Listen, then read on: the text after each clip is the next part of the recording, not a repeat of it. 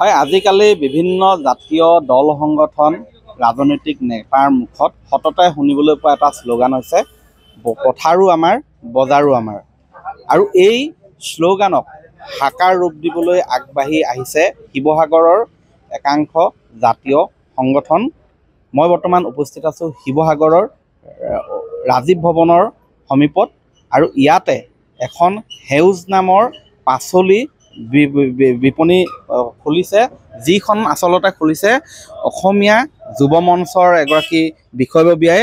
আৰু এই বিপণীখনৰ কেইটামান বিশেষ বৈশিষ্ট্য হ'ল যে ইয়াত যিবিলাক থলুৱা তথা স্থানীয় কৃষকে পাচলি খেতি কৰে তেওঁলোকৰ পৰাই পাচলি ক্ৰয় কৰি পোনপটীয়াকৈ খেতি পথাৰৰ পৰা ক্ৰয় কৰি ইয়াত বিক্ৰীৰ ব্যৱস্থা কৰিছে। আৰু এটা ভাল খবৰ হ'ল যে যি সময়ত পাচলিৰ অত্যাধিক দামে জোৰলা কৰিছে সৰ্বসাধাৰণ জনতাক, কিন্তু সেই মুহূৰ্তত ইয়াত সুলভ মূল্যত থলুৱা কৃষকৰ উৎপাদিত পাচলি বিক্ৰীৰ ব্যৱস্থা কৰিছে, যাৰ বাবে ইয়াত গ্ৰাহক আৰু বিক্ৰেতা আৰু উৎপাদিত খেতিয়ক সকলো সুখী হৈছে। তেওঁলোকে সন্তুষ্টি লাভ কৰিছে, কাৰণ ইয়াত মধ্যভোগীৰ কোনো ব্যৱস্থা নাই।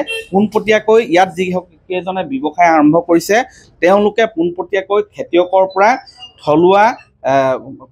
পৰা আচলতে ইয়াৰ পৰাই সংগ্ৰহ কৰে পাচলি আৰু তাৰপিছত ইয়াত বিক্ৰীৰ ব্যৱস্থা কৰিছে। কোনো মধ্যভোগী নাই, যাৰ বাবে সুলভ মূল্যত পাচলি বিক্ৰী কৰিবলৈ সক্ষম হৈছে।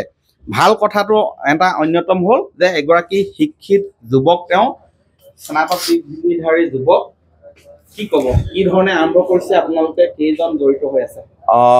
আমি আচলতে শিৱসাগৰৰ মাজমজিয়াত RK সেউজ নামেৰে এটা আমি অনুষ্ঠান জন্ম দিছোঁ। ইয়াতে মই ৰিদীপ ডেকা আৰু কাকু শৰ্মা দুইজনৰ নামতে আচলতে RK সেউজ বুলি অনুষ্ঠান এটা জন্ম দিছোঁ। আমাৰ এই অনুষ্ঠানটোৰ জন্ম দিয়াৰ মূল উদ্দেশ্য এটাই, এতিয়া যিহেতু অত্যাৱশ্যকীয় সামগ্ৰীৰ যথেষ্ট মূল্য বৃদ্ধি হৈছে, সেইটো সময়ত আমি শিৱসাগৰৰ ৰাইজক যাতে সুলভ মূল্যত আমাৰ স্থানীয় কৃষকৰ উৎপাদিত কেঁচা সামগ্ৰী শাক পাচলিসমূহ যাতে আমি কম মূল্যত যোগান ধৰিব পাৰোঁ, সেই উদ্দেশ্যে আচলতে আমি এই অনুষ্ঠানটোৰ জন্ম দিছোঁ। বৰ্তমান আমি যোৰহাটৰ এলেংমৰা, দেৰগাঁও, গোলাঘাট, এইফালে দিচাংমুখ এনেকৈ স্থানীয়ভাৱে যিখিনি উৎপাদিত হয় তাৰ পৰাই আমি সামগ্ৰীসমূহ লৈ আনিছোঁ। কেনেকৈ কম মূল্যত বাকী বজাৰত থৈ দিবলৈ হয়?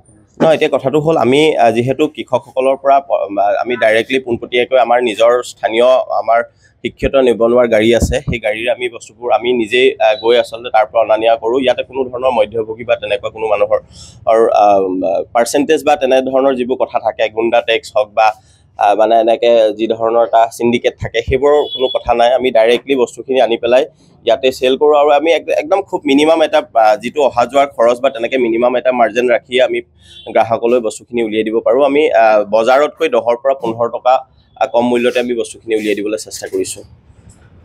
দাদা, কেনেকুৱা লাগিছে? আপোনাৰ নামটো? মোৰ নাম শ্ৰী কাকু শৰ্মা। সেউজ আচলতে আমাৰ ৰিদীপ আৰু মোৰ যৌথ প্ৰচেষ্টাৰ ফলতে গঢ়ি উঠিছে, আৰু সেউজৰ প্ৰধান লক্ষ্যটো হৈছে স্থানীয় কৃষকৰ দ্বাৰা উৎপাদিত শাক পাচলিখিনি সুলভ মূল্যত বজাৰত যোগান ধৰা।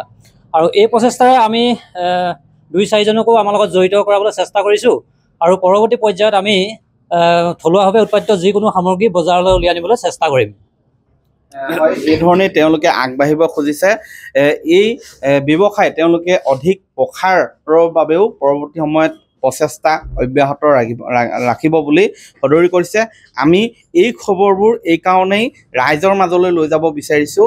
আচলতে যি সময়ত কেৱল ৰাজপথৰ আন্দোলনেই নহয়, তেওঁলোকে ৰাজপথৰ আন্দোলনৰ উপৰিও এনেধৰণে হাতে কামে তেওঁলোকে স্বাৱলম্বী হোৱাৰ পথো যিহেতু বাছি লৈছে, এয়া কেৱল এজন ৰিদীপ ডেকা বা দুজন ৰিদীপ ডেকাৰ নহয়, এয়া হেজাৰজনৰ এই আদৰ্শ হওক, হেজাৰজন এনেধৰণে স্বাৱলম্বী হোৱাৰ বাবে ওলাই আহক।